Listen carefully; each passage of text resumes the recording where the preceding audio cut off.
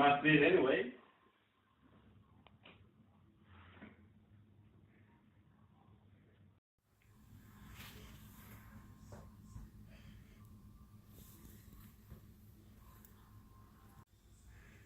No. Stop. Get down. That's what I would often have to say when I was dealing with my beloved fur baby, Misty. My name is Venetia Coulter, and today I'd like to tell you all about how I decided to cremate my beloved fur baby, Misty, in order to safeguard her remains, much like she safely guarded my life. And this is Misty in her beloved cherrywood urn, and it has her picture on it, and it also has her date of birth as well as her date of passing. And if you all would like, you can see her up close and pass her around if you'd like.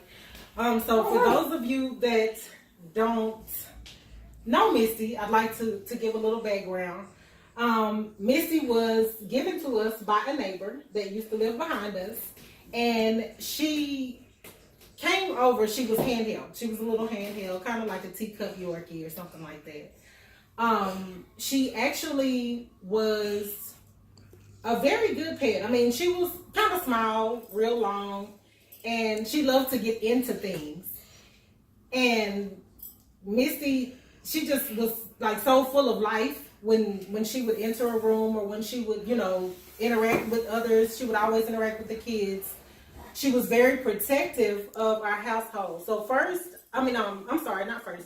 I'll definitely go into greater detail about the protection that she provided over our life and our household as well. Of course, she would go outside when she would go for restroom breaks. She would typically run around the yard to kind of make sure that we were well protected.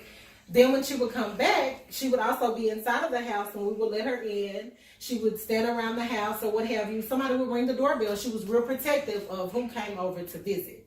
So that was something that made me feel like, I have protection at all times, even if it's not just my parents being there or even my brother being there. I was always protected when my beloved Misty was there.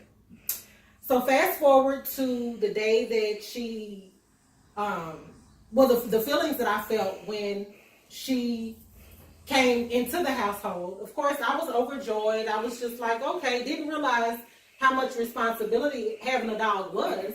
I wasn't prepared to kind of cut my playtime short. Wasn't really prepared to just kind of minimize the time that I spent with my friends, because I always had time to just walk around the neighborhood with my friends and things like that. She was also protective during that time as well, because we would often go through the neighborhood with my friends. They bring their dogs over. She would try to attack their dogs, like literally. She was the smallest thing, but they were like super huge.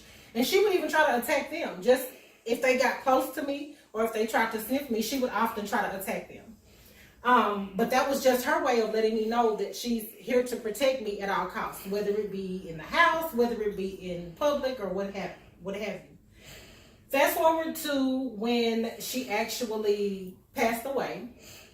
As most of you know, she actually passed away while my father was walking her through the neighborhood. And even at that time, she was even being protective as well. She was actually walking ahead of him when she just so happened to get ran over by a car.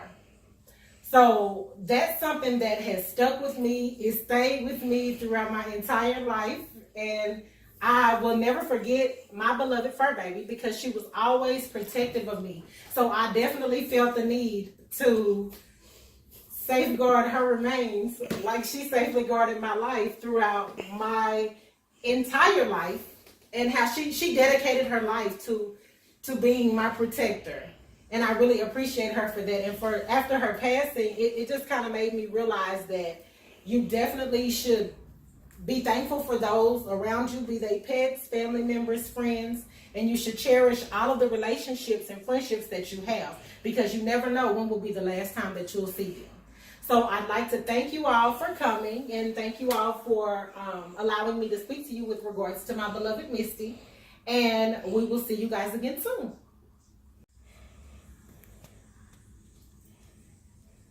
Did your daddy push me? But she gonna see him being crazy.